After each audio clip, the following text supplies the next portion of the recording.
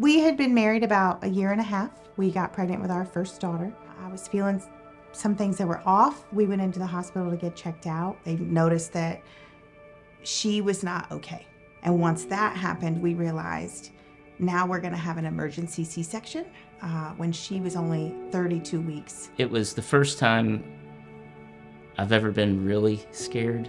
She was not breathing. She was purple. They had to install chest tubes on both sides of her body, and it took about 2.5 minutes to resuscitate her. We had this very kind but very dry neurologists tell us that our child was going to have cerebral palsy, the severity of which we don't know yet.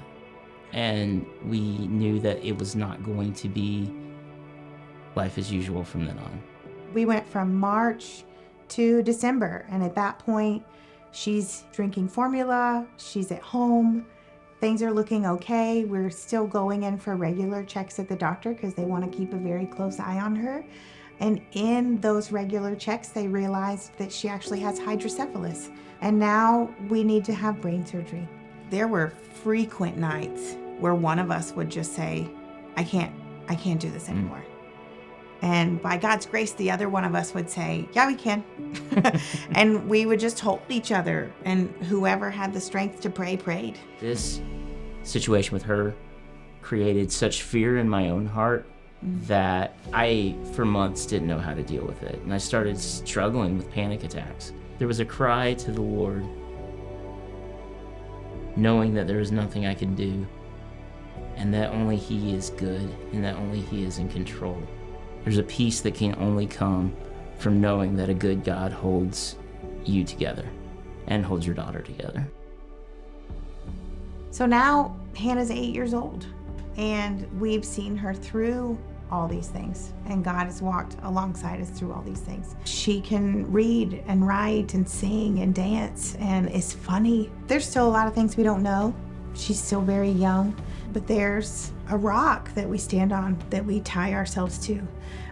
We know that that rock isn't going to change. We know that Christ is the same yesterday, today, and tomorrow, that God was the same before she was born as He was in the NICU, as He is right now.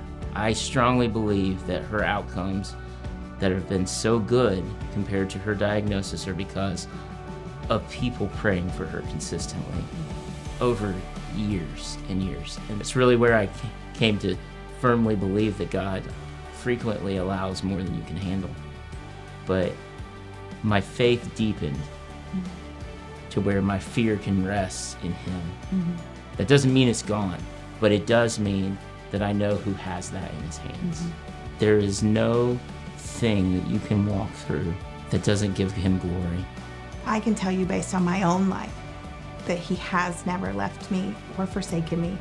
And I can trust, no matter what comes in the next 8 or 80 years, that He won't leave us or forsake us.